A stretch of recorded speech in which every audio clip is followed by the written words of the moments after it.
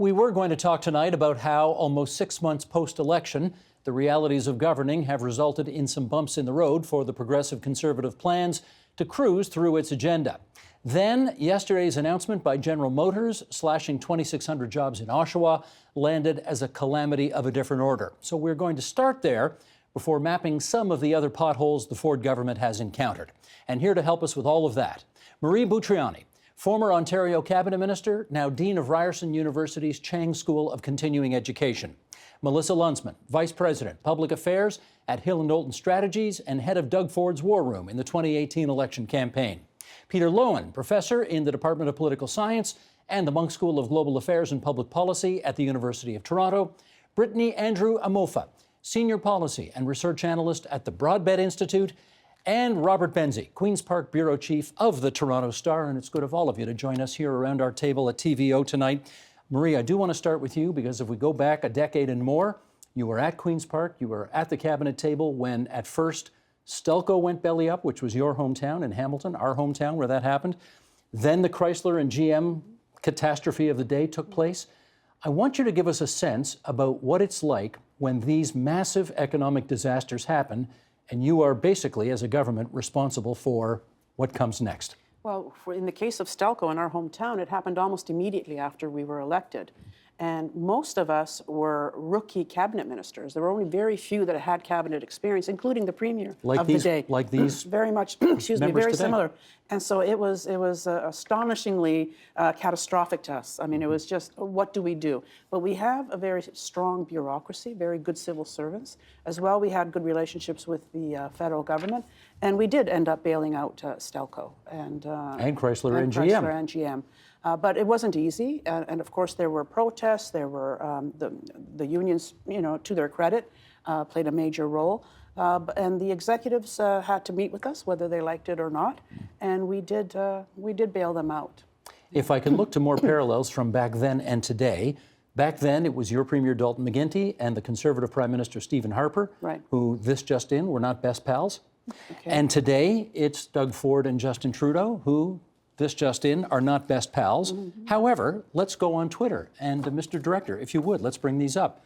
Here's Premier Ford, who wrote, "To the General Motors workers in Oshawa, their families and all those impacted, we will always stand with you. I have actioned our reemployment and training services team to Durham Region, and am calling on the federal government to join me in supporting those impacted by today's news."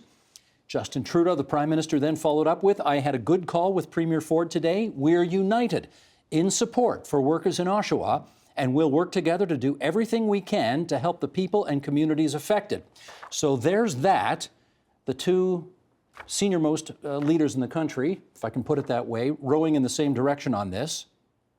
But then there's also this. This came out of question period. Sheldon, if you would. We're turning this province around, Mr. Speaker. We're lowering energy costs. We're lowering gas prices. We're creating an economy that companies want to come to Ontario for the first time in 15 years as you destroyed this province. Hand in hand with your Liberal buddies, you raise taxes, raise energy costs, raise gas prices. You're for the carbon tax. You have personally destroyed this province. That's what you've done. How helpful is that? Look, I think in the case of GM, I think the Premier got up yesterday. He made a plea to those in Oshawa who lost their jobs. This is a bad thing for the province. This is a bad thing for the country. But I don't think this decision was made on Sunday, or this weekend, or in the last 5 months when this government was in power.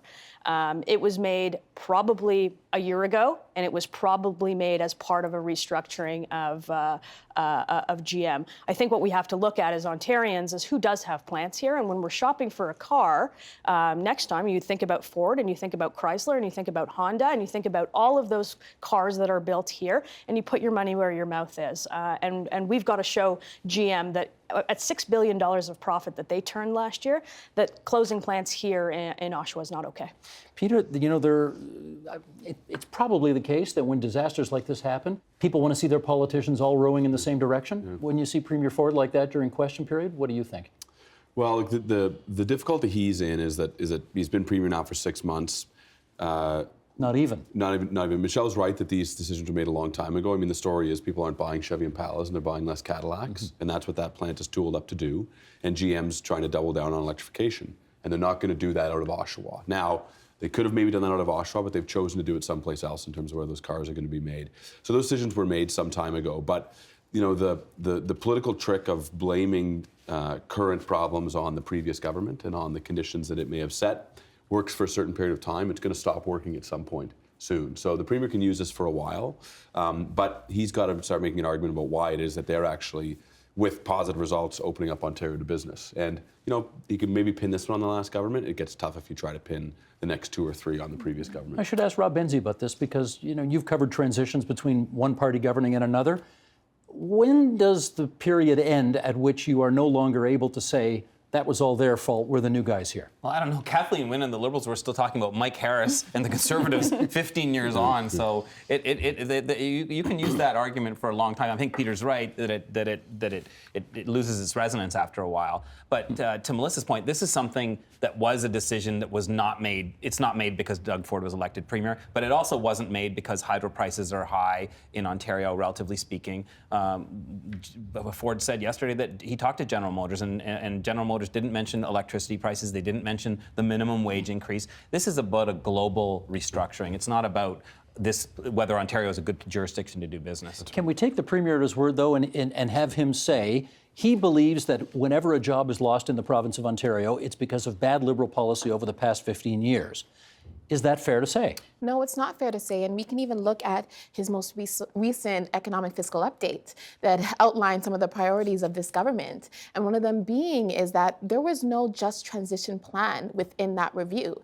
There also wasn't a plan to kind of reinvigorate the manufacturing sector at all in there. So when I think about the fact that GM has now decided to leave, what could have been put in place to maybe help mitigate this decision? What could have been put in place to possibly think about how do we have a manufacturing sector that is producing for the future? And because that is missing, all of the blame cannot be on the Liberal government. This government does need to accept some responsibility in terms of not prioritizing kind of the manufacturing sector, a green economy, and what needs to be done in order to plan for our future economy. Having said that, when you say this government has to accept some of the responsibility, Doug Ford spoke to the president of GM of Canada. He said, "What can I do?" And the answer that came back was nothing. The decision is made. Mm-hmm. Now, when a government finds that there is nothing it can do, what's it supposed to do? Support the workers, support the families, support the ripple effect that's going to inevitably occur to businesses, and as well training. Of course, I'm biased. I'm Dean of Continuing Education, but retraining.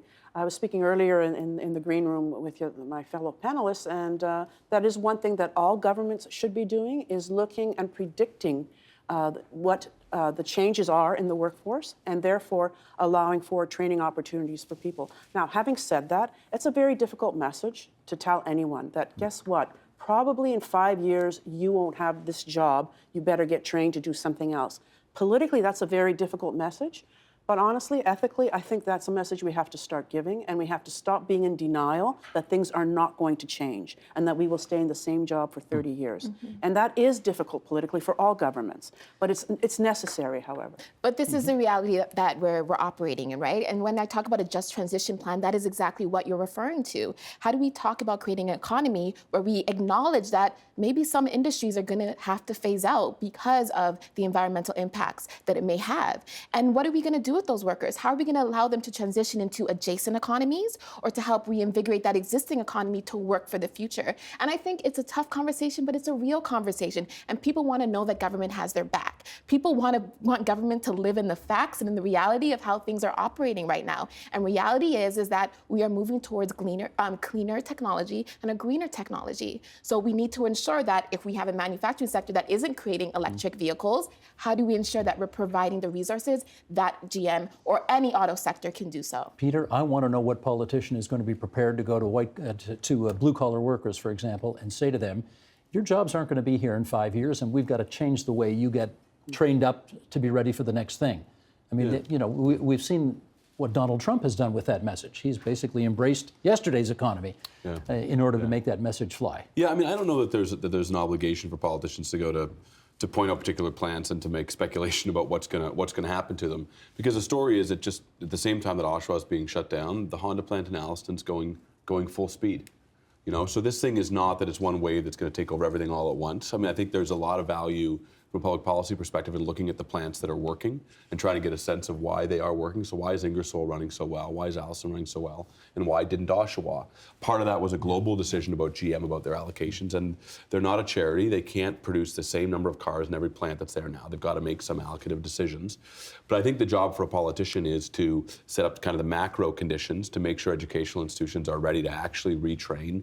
And once people are in that situation, you don't have to get their anxiety up by telling them it's coming, but once they're in it, they've got to be in a position where they can quickly get that. Although what I note is, GM's shutting down that plant next year, right? They've got provisions in their contract for severance to deal with this transition out. I mean, it's not as though work stopped yesterday and people's paychecks are not coming next Thursday. It's difficult. It will in a few months, though, January, February. For some of the lines, yeah, it will. But to be sure, one of the stories about successful public policy here is that we've got labor relations structures that allow for, in these contracts, and this to the credit of the unions, that allow for a wind down. So people have some period of time here. It's a tragedy for sure, but you've got to look at the things that have been done right here to get a sense of what else you can do. Right. I also want to find out, Rob, from you about, you talked about messages a second ago, Marie, and I want to talk about mixed messages here. To this extent, GM says it is making this decision because it needs to be ready for the next generation of vehicles, and they're going to be battery-powered or autonomous vehicles, that kind of thing. Stuff that is clearly greener than what's happening now. We know that the signature environmental policy of the last government, cap and trade, was one of the first things that the new government has canceled. Does it look like, by canceling that environmental program, that somehow Ontario is offside from the way the world seems to be going, at least in GM's case? Well, yeah, the optics of canceling cap and trade, I understand why the new government did that. They promised that they would do that, and they did. The problem is you are exiting an environmental alliance with the state of California, which is the most important subnational jurisdiction in the world, fifth biggest economy in the world. It's more important to the global economy than the United Kingdom or France. So I'm not sure why we want to lose that partnership with the state of California and to a lesser extent with the province of Quebec in cap and trade. But the government made the decision that the government made. The problem is, after the government made that decision, then they were getting in needless lawsuits with Tesla because they were targeting Tesla over the phase out of the subsidies for electric cars. What kind of signal is that sending to those kinds of industries? Same with cutting green energy contracts, canceling them willy-nilly. The wind, the White Pine one in Prince Edward County, that's a $100 million German investment. There's a lot of mixed signals that are coming from the government in terms of whether you want this is a jurisdiction to do business when it comes to green energy or green technology. Melissa, Look, if you're talking about that. green energy, I actually think it's intellectually dishonest to sit here and say that the carbon tax isn't going to have an effect on manufacturing, that higher minimum wage isn't going to have an effect on manufacturing, and that the burden of regulation in Ontario isn't going to have an effect on manufacturing. So you can attribute whatever you want to a GM restructuring, but I think going forward, we have to look at, the government actually has to look at ways to make Ontario a better place to do business, and I'm not sure that a carbon tax is one of them. How about a greener place to do business? Because that's part of the equation as well. GM is saying it's looking for a greener way to do business. And they've made that decision to build greener cars somewhere else. This is an old plant, and again, we can talk about GM, but I don't think that I don't think they left here because the carbon tax was canceled in Ontario or green energy programs were canceled in Ontario. And to say that, I think, is dishonest. I actually will have to challenge you a little bit, Melissa. I think it's actually dishonest to attribute the fact that Ontario is not open for business due to a high minimum wage, due to a cap and trade. Those things, when done in conjunction with each other, actually provides investment into the economy. There are proceeds from the cap and trade program that were going to existing industries to help like innovate it. $14,000 rebates for millionaires who drive Teslas. Okay, that was maybe one aspect of it, but in terms of the auto sector, they were getting rebates. A higher minimum wage encourages job retention.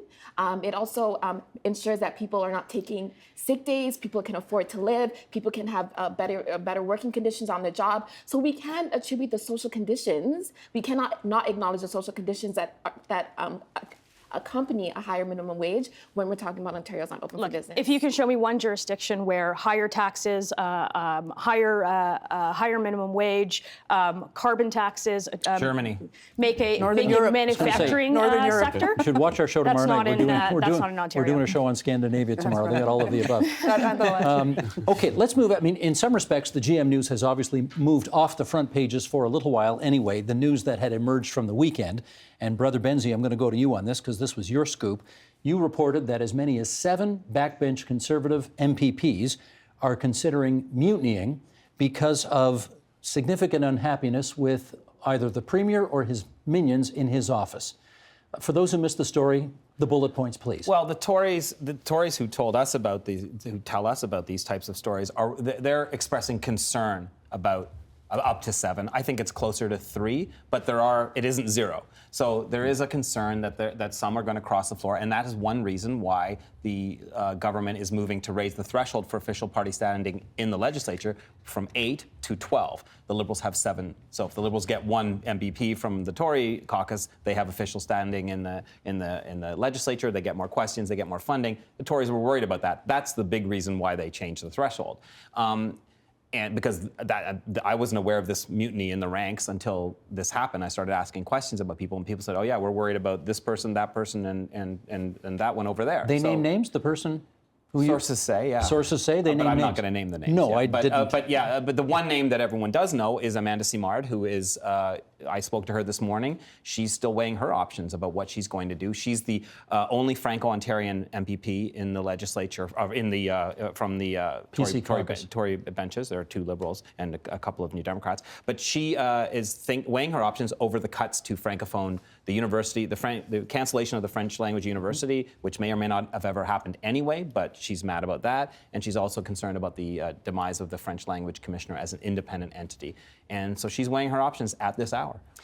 Let me do a follow-up with you because, you got flamed on Twitter about this, and I saw that you responded on Twitter about this. This is, I think, pretty much an unprecedented development.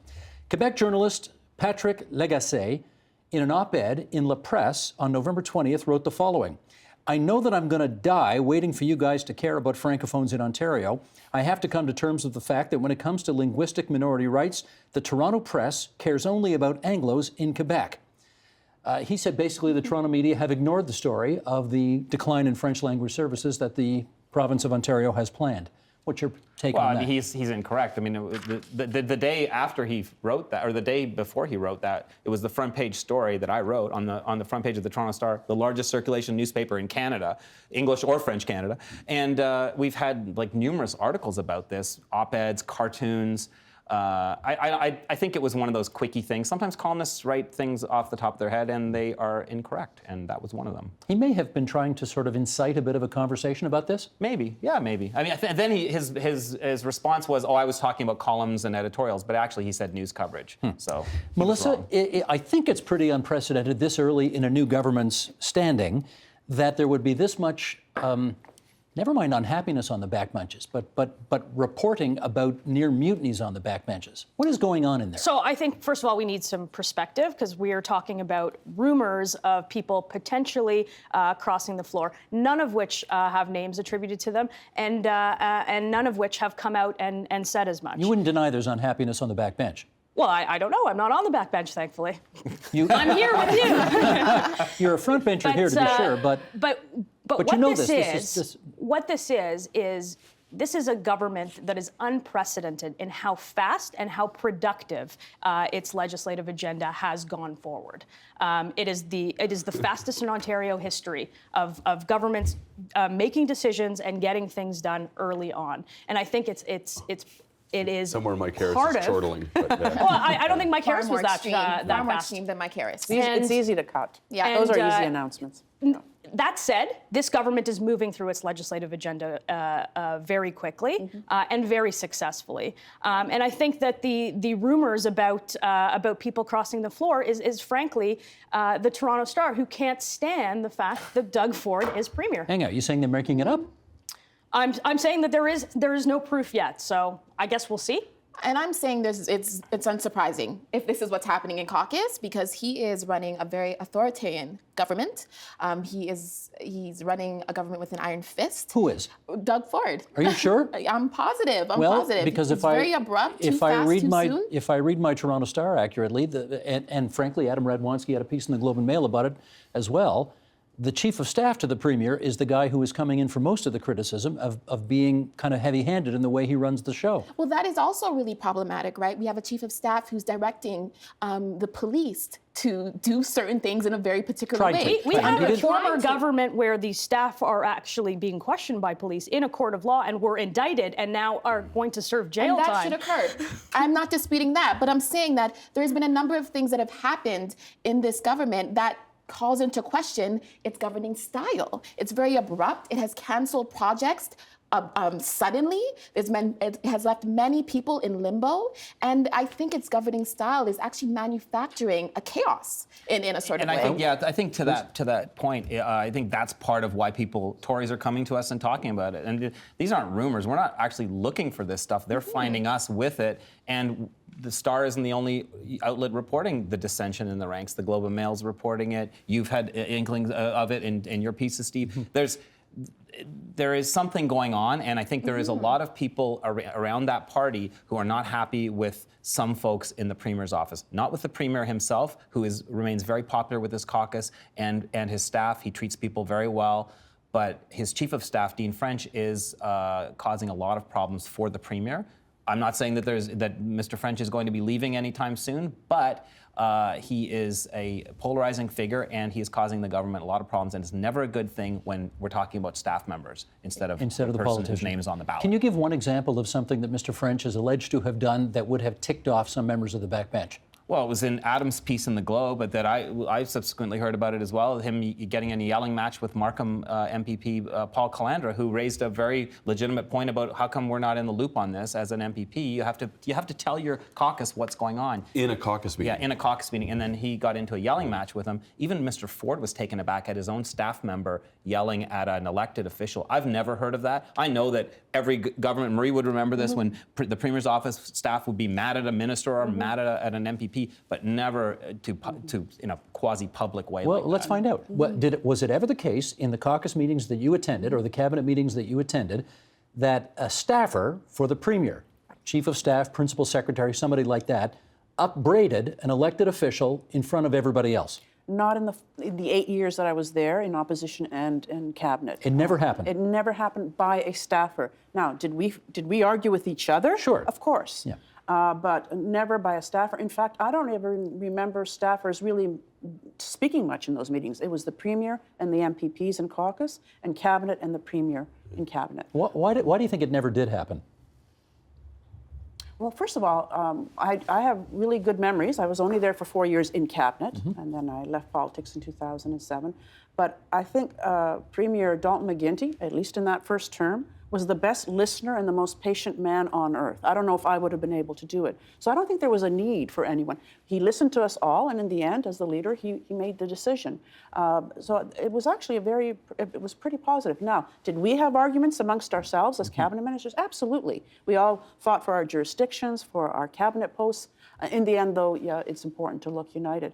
But I've never had that experience where a staffer in a caucus meeting, that would be humiliating. Well, that's what it was for Paul Calandra. That would be incredibly humiliating. And buddy, you put your name on a sign and go door to door and have tomatoes thrown at you and get elected, and leave your family days in and days out. And then you can talk to me. That's how I would have felt. Yeah. Peter, I don't know if Rob, maybe you don't either. I don't know if anybody in the history of this country who was better at managing his caucus than Brian Mulroney. Yeah. The guy had a knack for it. Yeah. And remember, he had 210 people besides himself to manage in his caucus.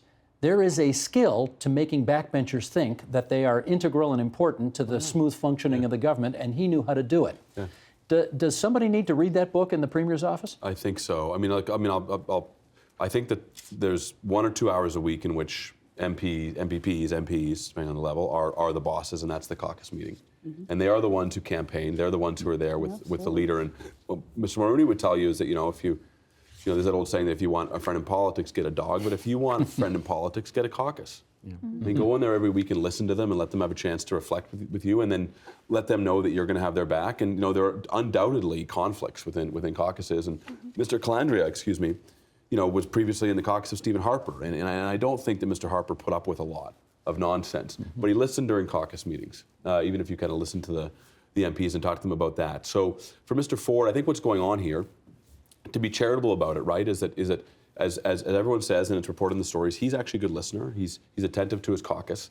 The issue is he hasn't been a parliamentary politician for very long.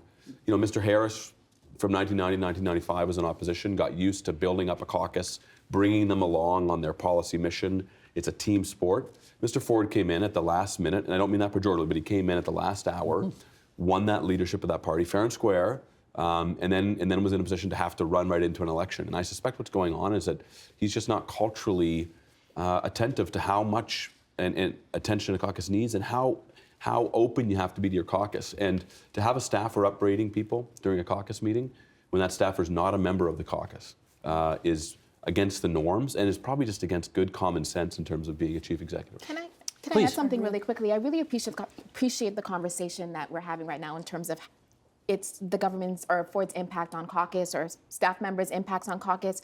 But my concern really lies with the public and Ontarians. The way this government is moving, how fast they're moving, how abruptly they're moving, that has to have implications on how Ontarians feel in terms of their trust with this government. So for example, the fact that they canceled the cap and trade program so abruptly,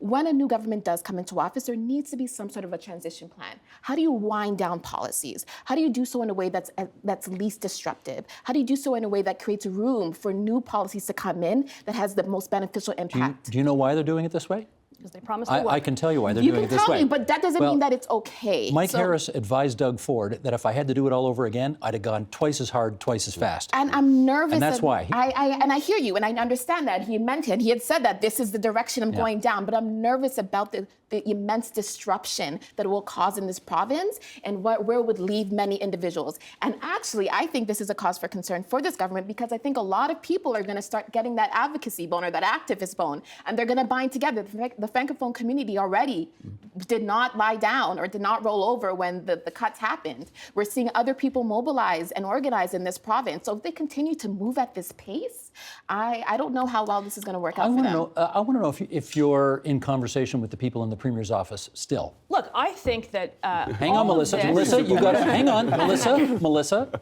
Are you still in touch with people in the Premier's office? I am in touch with people in the Premier's office. Do you give them your advice?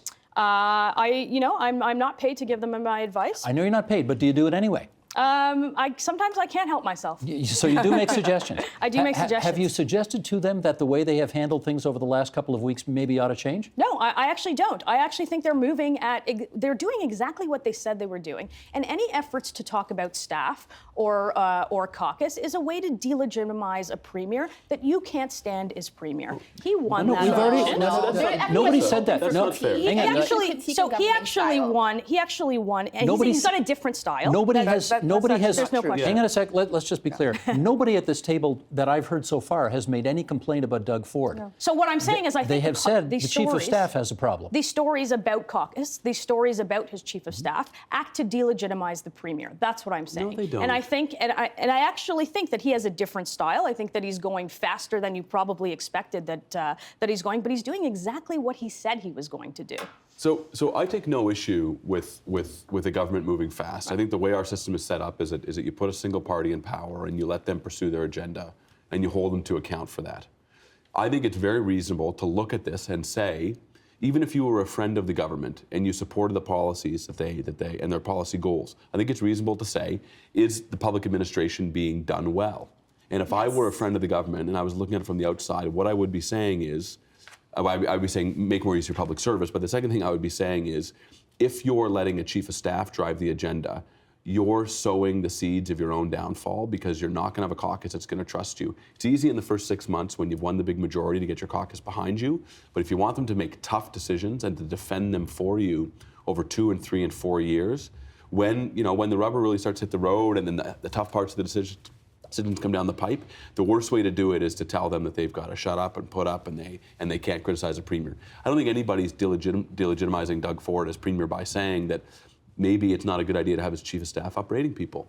I don't think that it's simply criticism. Or even to slow down a little bit just to make sure you're doing things properly. There has been a lot of sloppy mistakes and a lot of wasted revenue and resources that I don't think has been fully taken into account. I think this government brought forward dollars. a fall economic statement that actually reduced the deficit and actually funded more hospital capacity. So I'm not sure why you think they're going so fast and they're running with scissors. Rob, you wanted to mention? Well, no, I would say that the leaks that are coming from the government, and not just to me and not just to the Toronto Star, but also to other outlets, are a result of, I think, haste makes waste. So people are getting ticked off. Everyone is exhausted. Remember, Patrick Brown left in January. The party had an expedited leadership race in March. They won a campaign in June, sworn in late June, hit the ground running. Had some crises of their own self-made crises, like the bungling of City of Toronto Council in the middle of the election, cutting it from 47 to 25. They weathered that, but they had to sit through the summer, and I think people are getting exhausted. And I don't think it's good for anyone, especially a rookie government, to continue to keep the pedal to the metal when you don't know where the stop signs are. I mean, In which case, Marie, you said, I think a few minutes back, it's easy to make cuts.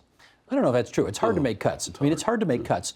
But would there have been a different way to announce the cuts that they have made? Post-secondary campuses, a Francophone university, all of the changes in the... Child and Youth Advocate. Exactly. The Child and Youth Advocate, French Language Services Commissioner, the Environmental Commissioner, letting all of them go. Would there be a better way to do it that could have caused less stress? There could have been more consultation. You think so? There could have been, there could have been more consultation on those campuses. Ryerson had one of those campuses in mind, and the other two universities did. And they could have had more consultation on, for example, cutting the Child Advocate, cutting the Francophone Commissioner. And I think they have weathered, unfortunately, as a child psychologist, they've weathered the Child Advocate being cut.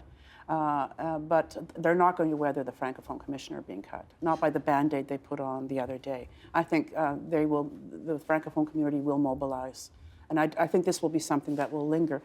Getting back to the Child Advocate, we're seen in Ontario as leaders in how we advocate and treat children. We're not perfect, but we're seen as leaders. This particular Child Advocate and I went to Ukraine and on missions to help them because most of their children with disabilities don't go to school. And 8 laws changed as a result. And then delegations came to Ontario. And the only reason I'm bringing this up is that is how we are looked upon worldwide. And no more going forward? There's no more Child Advocate going forward. I mean, do you think we will no longer be seen this way going forward? Well, thankfully, we have a very strong voice. Lisa MacLeod is a strong minister. So I think if you are going to have a minister that's going to advocate for children without the structure of the Child Advocate, you've got the right one. She's strong. So I'll be watching her carefully because I think that it seems obvious to say, but if we don't invest in the kids today, especially those that have some issues, we will pay for it in 20 years, and it's not the right thing to do. Are there any decisions that they have made so far that you think, and I know you're opposed to the agenda, so let's take that for granted. You know that? Yeah, I know you're opposed to the agenda, but the fact of the matter is they got elected to do some of the things that they have done, and then some of the things that they have done didn't come up in the election campaign at all. Rob mentioned Toronto City Council and a reduction of size. Is there anything you think they could have announced in a different way that would have made hard news to announce smoother? That's a big exhale. It's because I don't agree with any of the major decisions that this government has done thus far, to be honest. And I think consultations is a little bit of a waste of time. It just buys time until you actually make your decision. So I don't even know if that's the right route to go down. What I would have liked, I think I'm going to reemphasize my point, is a transition from one policy to another. The sudden stop is what I have a problem with. It's not that I didn't expect the stop. I expect this government to fully implement their agenda. No ifs, ands, or buts. But I would expect, what I do expect is some responsibility in terms of ensuring that there's a proper transition from one to the next, ensuring that people who are in limbo or are being held in a balance are treated with compassion in a sort of way, and that they're told or informed. That's all I think would have been best. With a minute to go here, could the government improve on its compassion message? Yeah, of course. Governing is really hard. And do I think that they could have announced the Francophone University when they announced the other universities? Of course. But this Francophone University was never going to get built. This government is starting to condition Ontario voters to understand that $15 billion in deficit is a really big number, and that's going to be very hard to get out of. And they've got a lot of tough decisions to make ahead, and it isn't going to be easy. And you can't write government policy in 100 days or in 5 months. It's going to take longer. So they've promised to repeal what they repealed, and stay tuned for what comes next. That is always the best advice in public life, isn't it? Stay tuned for what comes next. Can we have a wide shot? Mr. Director, thank you very much, as I thank everybody for coming from near and far to our little table here at TVO tonight for a really good discussion about the way things are at Queen's Park these days. Thanks, everybody. Thank you. The Agenda with Steve Bacon is brought to you by the Chartered Professional Accountants of Ontario, helping businesses stay on the right side of change with strategic thinking, insightful decisions, and business leadership. Are you on the right side of change? Ask an Ontario CPA.